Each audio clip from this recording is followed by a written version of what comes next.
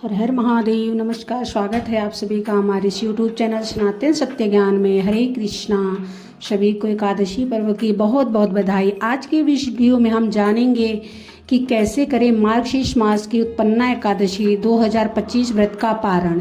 क्या होगा उत्पन्ना एकादशी व्रत को खोलने का सही समय और सही तरीका, क्या होगी उत्पन्ना एकादशी व्रत को खोलने की पूजा विधि, और एकादशी व्रत को खोलते समय क्या गलतियां आपको नहीं करनी चाहिए।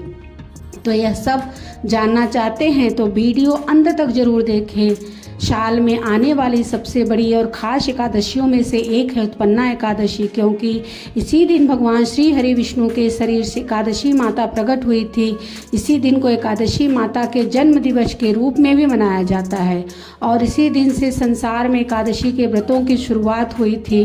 उत्पन्ना एकादशी का व्रत रखने के सभी प्रकार के कष्टों से मुक्ति मिलती है और जीवन में सुख समृद्धि की वृद्धि होती है और इस जन्म के बाद साक्षात वैकुंठ लोक की प्राप्ति भी होती है। इस बार उत्पन्ना एकादशी का व्रत 15 नवंबर को रखा गया है। इस उत्पन्ना एकादशी का व्रत खोलने के लिए एकादशी की तिथि का समाप्त होना आवश्यक है।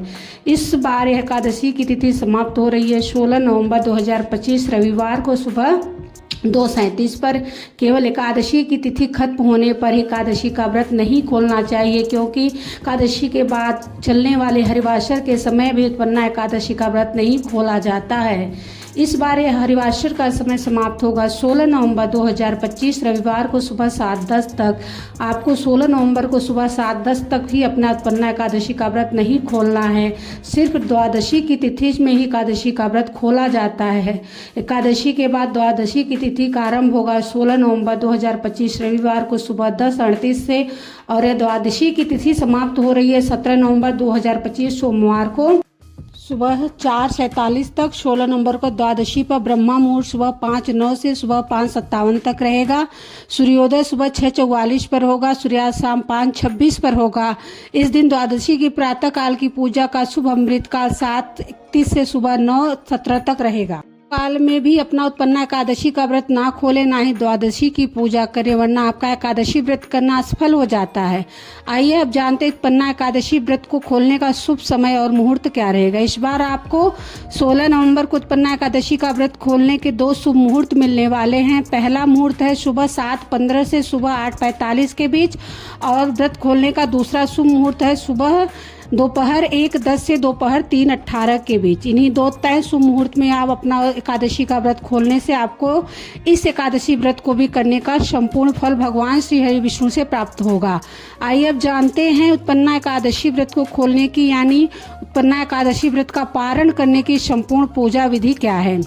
इस व्रत का पारण करने से पहले ध्यान रखें कि मुहूर्त के हिसाब से द्वादशी तिथि शुरू हो चुकी हो। अगर द्वादशी तिथि सूर्योदय से पहले ही समाप्त हो गई हो तो एकादशी व्रत का पारण सूर्योदय के बाद करें। इस बात का खास ख्याल रखें कि द्वादशी तिथि के अंदर ही पारण ना करना पाप करने के समान होता है, इसलिए द्वादशी तिथि के शुभ मुहूर्त के अंतर्गत ही एकादशी व्रत का पारण ना करें, तभी आपको एकादशी व्रत का पुण्य मिलेगा, अन्यथा आपका एकादशी का व्रत मान्य नहीं होगा।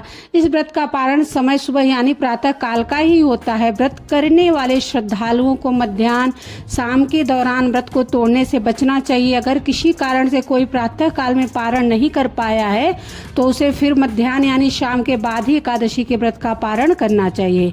एकादशी के अगले दिन सुबह जल्दी उठकर पहले स्नान करके तुलसी देवी को जल अर्पित करें।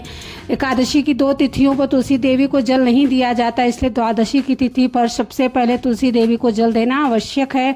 फिर तुलसी महारानी को फूल चढ़ाएं, उनकी आरती करें। आरती करके उनकी 7 बार परिक्रमा करें। तुलसी देवी की रोज परिक्रमा करने वाले मनुष्य को कभी भी यमराज के दर्शन नहीं करने पड़ते। और अब विष्णु जी की पूजा के लिए तुलसी देवी की कुछ पत्ते ले। अब भगवान विष्णु को स्नान करा के उनका पीले वस्त्रों से श्रृंगार कर उनको पीले फूल तुलसी पत्र चढ़ाएं। फिर भगवान विष्णु की आरती करें। आरती के बाद जाने अनजाने में एकादशी व्रत के दौरान आपसे हुई सभी छोटी बड़ी गलतियों की करुणामयी भगवान श्री हरि विष्णु से क्षमा मांगें। इसके बाद भगवान विष्णु से एकादशी व्रत स्वीकार करने की प्रार्थना करें। आइए अब जानते हैं कि क्या खाकर आपको इस व्रत खोलना चाहिए। द्वादशी के दिन भगवान विष्णु जी को घर पर सात्विक तरीके से बनाए गए पकवानों का ही भोग लगाएं।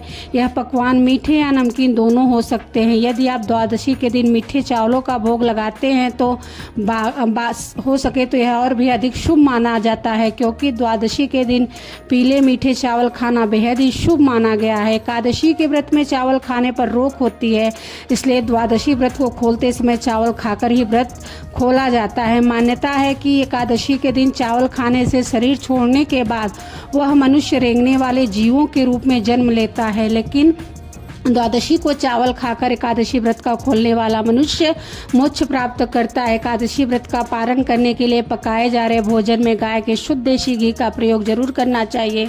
यह सेहत के लिए भी अच्छा होता है, इसमें शुद्धता भी होती है। आंवले के पेड़ पर भगवान श्री हरि का वास होता है, इस कारण आंवले का भी एकादशी के व्रत में विशेष महत्व होता है। इसलिए एकादशी व्रत का पारण करने के दौरान आप आंवला भी खा सकते हैं। आंवला खाकर एकादशी व्रत खोलना भी बहुत शुभ माना जाता है। इससे आपको अखंड सौभाग्य, निरोगी स्वस्थ शरीर और संतान सुख की प्राप्ति होती है।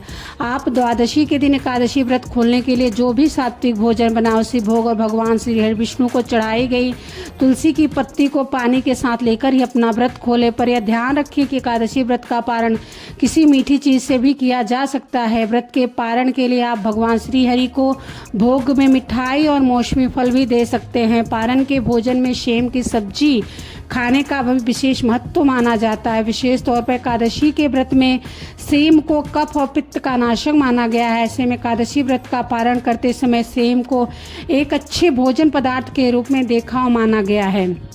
पारण के दौरान आप सूखे मेवे जैसे बादाम, पिस्ता, अखरोट और किशमिश भी खा सकते हैं। इसके अलावा दूध और दूध से बनी मिठाइयाँ भी आप एकादशी के व्रत पारण में खा सकते हैं। ऐसे ही और बहुत सारी जानकारियाँ और व्रत कथाओं के लिए हमारे चैनल को अवश्य सब्सक्राइब करें। वीडियो अच्छी लगी हो तो लाइक करें, कमेंट करें। सभी को हर हर महादेव, श्री शिवाय नमस्तुभ्यम, जय भोले।